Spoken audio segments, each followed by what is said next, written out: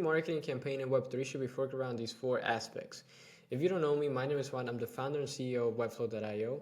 And our goal is to help project founders with user acquisition, growth strategies, and really acquire and help them grow outside of just a Web3 ecosystem. So I recently created this Web3 marketing flywheel based around the four things that I think a really good campaign should really be focused about.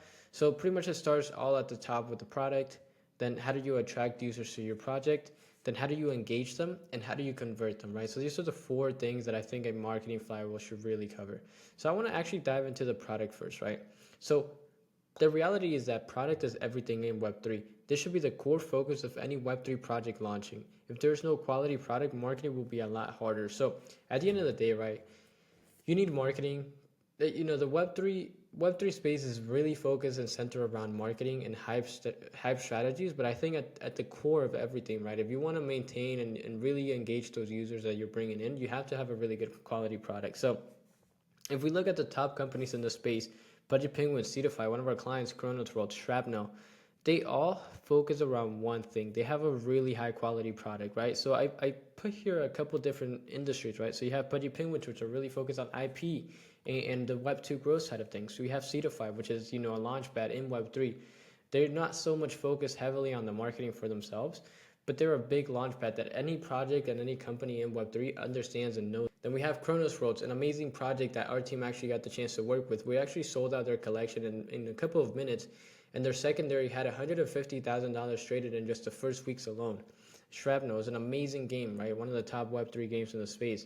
I think at the core of everything, product always comes first. So I want to give you guys a couple of things that I believe really are included in a quality product or define a quality product in Web3. So you have the product itself. So whether it's a game, a software, a launchpad, an IP project, whatever it may be, the product itself is the core of everything.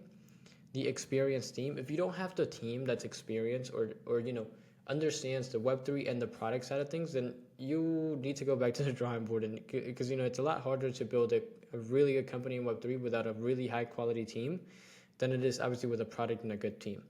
Quality visuals and videos presented. I think Web3 is very reliant on the visual aspect of things. The Web3, the way that Web3 came about was, so much focus on the art and so much focus on, the visual side of things. So I think if you don't have a quality team or quality visuals and videos and things like these, you're going to struggle to catch the attention of a lot of the people in Web3 when there's a lot of projects out there focusing on the video content. So I think there's an issue though. I think you should not be so much focused on the quality of your visuals and videos if you don't have the product side of things pat down.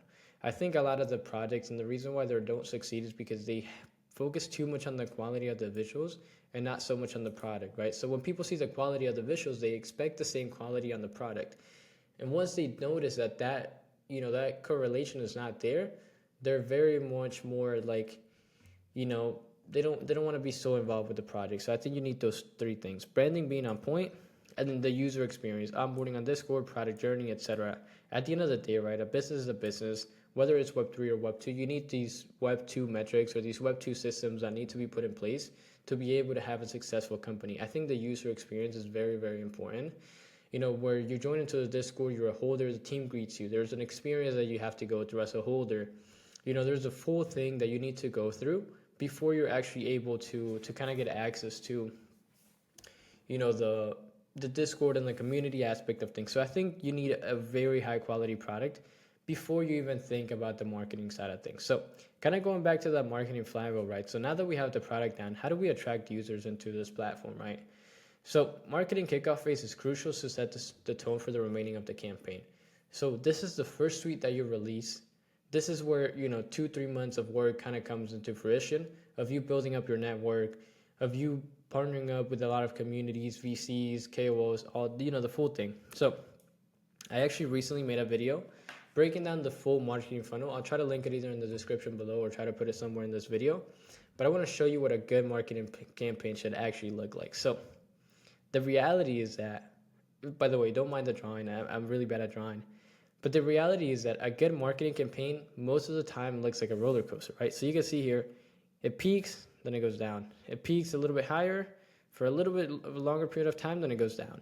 Then it peaks a little bit higher, and then it goes down and slowly continues to go up. So I put here a couple different metrics of like how long each campaign should look, or like kind of look like. So the preparation phase should be the longest phase, right? There's not a quality campaign without really good preparation. So preparation could take months or even years, right? This is where you really want to focus out on the product, focus out on the visuals, focus out on the game, the network, the connections, all those things. And then you have the kickoff phase, right? So in the first 1 or 2 weeks, you really gather the attention of a lot of the community in the space. And that's where you have your first peak, right? Now it's like, okay, I'm in people's radars, right? Like this is where you have your first 50,000, 100,000, 200,000 impressions, and you start to get into people's radars, right? So you can see here, this is a little bit higher than, obviously when you were starting, because now you were able to nurture and maintain some of the community members that seen your traction and, funnel them down into the Discord. So now the nurture phase should be about 2 weeks. This is where you nurture those community members coming in. And then after 2 weeks, you do a middle of the campaign, right? So this is where you really ramp things up. And you can see here, it peaks up a little bit higher than the previous one, because now you want to really get a lot more traction in the second one than you did on the first one. So you hype things up a lot really quickly. Then you have a lot of announcements that are coming out that are, kind of maintaining and keeping people engaged and kind of looking out for what you guys are building. This should be for about 4 to 5 weeks. This is where you really maintain that traction. And you can see that it slowly starts going down again. But now you have more community members that are actually in your, in your community, so that now you're peaking out a little bit higher on the deep community building side of things. So this is where, you focus a lot on where you do AMAs, you do spaces, you do a lot of these deep community building things that are going to build a really strong relationship with your community members. Then you have the last stretch, right? This is right before you make your ask. So whether that's a free mint, an NFT launch, a token, notes, whatever it might be, you have kind of like that last stretch, right? So here, the reason why it looks pretty short is because you don't want to expand this campaign for too long. Since the space moves too fast, you don't want to, expand this last stretch 5 weeks, 6 weeks, because then you will lose that traction. You want to keep this 2 to 3 weeks max, so that all those impressions you're able to funnel in, you're able to keep them engaged for those 2 to 3 weeks to then make your ask, right? So then here you pick a lot higher than you've done before, because now you want to really go like super heavy on this last stretch and get a lot of that attention. Then obviously you die down, and then you continue to build over time, increase your community size, increase your game launches, etc. So that's kind of what I see it looking like there. Usually this is what it looks like based on the clients that we've worked with and the projects that we've worked with. It's very similar to this. Don't mind the drawing. I'm not the greatest at drawing. So now that we have the product and how do we attract users into the platform, now it's okay, how do we engage them? How do we keep community members engaged? So community is the core of every Web3 company. And if you're not able to manage your community the right way, issues start to arise. The engage phase is all about turning eyes into real community members and turning them into diehard fans. I'm going to show you what I think is the right way to go about building a community. So we all know this. There's 2 things that make a Web3 project. It's their visuals and their brand, and their community. If you have these 2 things right, you're 99% ahead of most projects. So based on what the clients that we've worked with, there's 3 main ways you can really build a diehard fan base. So you have exclusivity, you have experience, and you have team activity. Exclusivity meaning you want to give exclusive access into the Discord, or exclusive access within the Discord to those whitelist members or their holders, so that they're able to feel some sort of exclusivity and some sort of benefits and perks of actually being part of your community. Then you have the experience, kind of going back to the product phase, right? You want to build a unique experience for everybody coming into your Discord and, kind of becoming aware of your brand. You want to build a unique experience for them. Then third and last, you have team activity. There's nothing that's more powerful than the team being active and answering questions in the Discord. The reason why this is because people are very scared in Web3 to invest in anything, and it gives them the idea, or it kind of helps them with a little bit of ease of mind when you have team members and the CEO and the founder and the CMO and all these things answering questions in the Discord, actively engaging with the community. Because the difference between a Web2 and a Web3 company is, in a Web2 company, you're never really going to have access to. I'm not going to be a user of Facebook and have access to Mark Zuckerberg. In Web3, this is a lot different. You have direct access to the team members, and team members should lean in as much as they can into this. So if you're able to crack these three, then you're able to build a strong community that's active, that is engaged, and that you can nurture and turn them into diehard fans. So there's not one specific secret that really builds a diehard community fan in Web3. I believe it's a mixture of everything, right? So these are the three main things that we've noticed that turn engagement into real community members. So now going into the last one, right? Now, how do we convert these people, who went after we have the product, after we attracted a ton of users, after we've built our core community, how do we actually convert these community members, right? So this is a very crucial part of your marketing campaign. Everything that's happened before pretty much just leads up to this phase. This is where you make your ask. This is where you launch your token, your NFT, your game, etc. If you've created traction around your high quality product and build a strong community, now it's the time to convert them. You convert these users into real buyers and real community members. So I think this is probably one of the most important parts. So there's 5 things that that you can use to convert users or community members into paying customers, right? So you have, if you're a game, you want to do a play to airdrop campaign. This gives people access to actually test the game at a mass scale, right? We've seen a lot of play to airdrop campaigns that onboard thousands, if not hundreds of thousands of users, provides them some sort of value. And the whole idea is that people actually get to test the game and people actually get to stick around if they really like the game and play for the future and become actual consumers of that product. Then you have your product beta. This is where if you have a platform or whatever that might be, you always gonna want to give people access or a little tease of what they're going to be getting based on the product that you're building. So product beta is going to be always really good.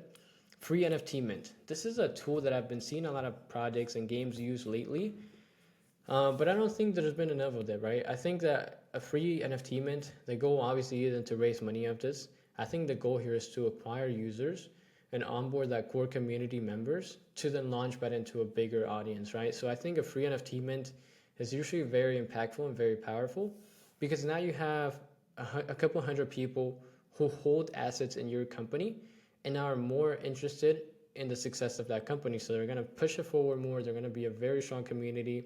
They're going to get access to test the product, who then can turn into real customers later down the line. So I think a free NFT mint is usually really, really impactful. Then we have email collection campaigns. So this is now that, a lot of people don't utilize this in Web3, but I think that email campaigns can be very powerful. This is proven to work in a Web2 industry. I don't see why it shouldn't work in a Web3 industry. So I think this is something that I actually want to test out, and I want to see a lot more projects utilizing out there, is that collecting emails and running mass marketing campaigns or email marketing campaigns. I think this is going to be very powerful, and it kind of builds a sense of not only exclusivity, but I feel like it builds a deeper connection with the user, because now they're not only seeing you on Twitter, they're not only seeing you on Discord or Telegram, but they're also seeing you on their email list, or they're getting direct emails from the team. So I think if you're able to attract them in these 3 scenarios, I think you'll be ahead of a lot of the projects in the space. And then last but not least, you have spaces. I think spaces are a very powerful tool, not as top of the funnel, but I think some more, kind of bringing those community members that are in and turning them and selling them on the vision that the team has. So I think if you're not, utilizing spaces, you are probably being left behind, because a lot of projects are utilizing the spaces programs to be able to get in front of audiences and to be able to sell themselves and their product a lot better than you could through an announcement or a Discord tweet or, whatever it might be. I think spaces are a very powerful tool for that. So that's pretty much it for the marketing flywheel. I wanted to keep this video short and kind of direct to the point. There's, like I said, there's 4 main things, right? So if you're a project founder out there, I would really highly recommend focusing on these 4 things. So the product, how to attract them, engage them, and then convert them. Those are the 4 strategies that any project should really follow if they want to build a successful company in Web3. And the reason why I say this is because we've seen this, right? We've worked with hundreds of projects. We've talked to hundreds of founders out there, and we see this happen over and over again. If you're able to crack these 4 things, you'll be put ahead, 99% of most projects out there. So I would highly recommend using these. And if you guys do have any questions, feel free to shoot me a message on my Twitter. I'll either try to link it down below or book a call with our team. Pretty much we'll hop in a call with you, go over your strategy, provide you any feedback on how you guys could do better. And if there's any synergies for us to do some work together, we'll be happy to more than discuss that on the call. But other than that, guys, I hope you guys kind of got some value out of this video. I will be linking some of the other videos that I mentioned earlier on in the description or in the video. So feel free to check this out. But other than that, guys, I'll see you guys on the next one. Peace.